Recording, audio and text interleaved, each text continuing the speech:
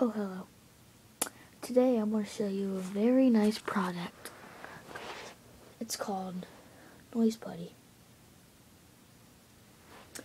This is used a lot from pranks to basically just entertainment.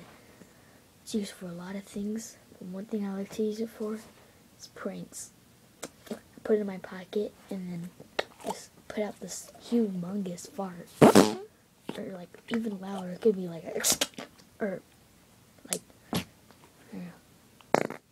can be different. How you use this really is you take it out of the container, kind of looks like this, comes in different shapes, not shapes but colors, and you just put it like that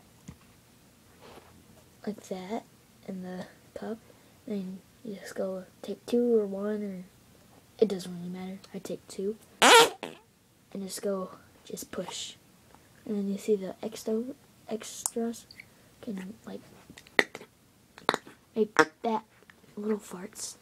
So yeah, you can do different things with it. It's really fun. Just please do not eat. This is not food. It's entertainment. So yeah, see ya.